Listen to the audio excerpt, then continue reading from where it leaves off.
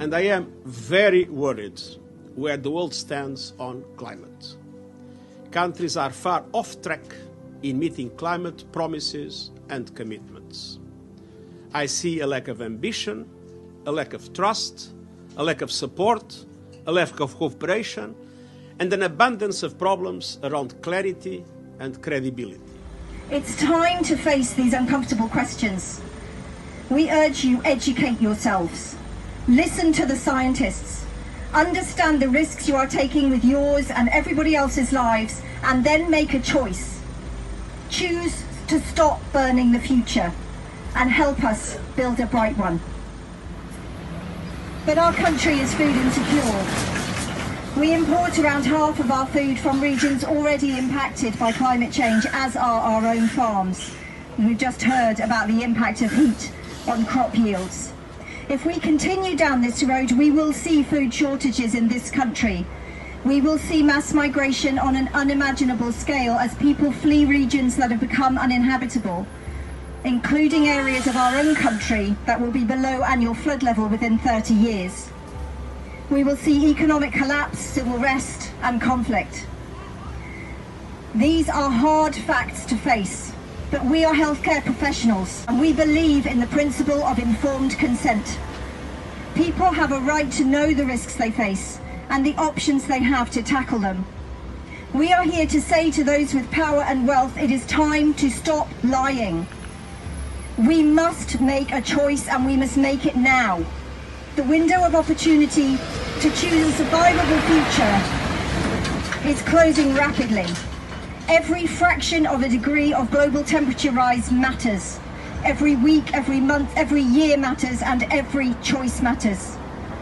There is no more time to kick the can down the road. People are already dying, losing their homes and their way of life. We can no longer hide behind lies that expanding oil and gas fields, expanding airports, and using private jets is in any way compatible with choosing a survivable future. But the fossil fuel industry and its enablers have a special responsibility. Last year, the oil and gas industry reaped a record $4 trillion windfall in net income. Yet for every dollar it spends on oil and gas drilling and exploration, only 4 cents went to clean energy and carbon capture combined. Trading the future for 30 pieces of silver is immoral. We could actually do the maths on roughly how many deaths are associated with our emissions. Ask yourself, if you knew the extra cost of your journey in lives rather than in pounds, would you still feel entitled to that extra level of comfort? So we are here to peacefully ask you to make a different choice, to choose a bright future for all of us, for our children and young people, to choose life. If you cannot find it in your heart, the compassion for those already suffering, or to acknowledge responsibility for the part these entitled choices are playing in creating their suffering, then act out of self-preservation.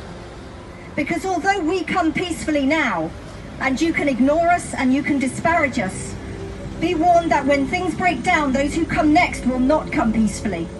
They will be angry. And they will have a right to be angry because you will have frittered away the last chance we had. And even if your private security guards like you enough to continue to protect you when the money you pay them no longer has value, how long will you and your descendants survive on a hothouse planet, no longer able to support life as we know it? There is simply too much at stake for us to be silent. There is too much at risk for us to sit on the sidelines. Now must be the time for ambition and action. The world is watching and the planet can't wait.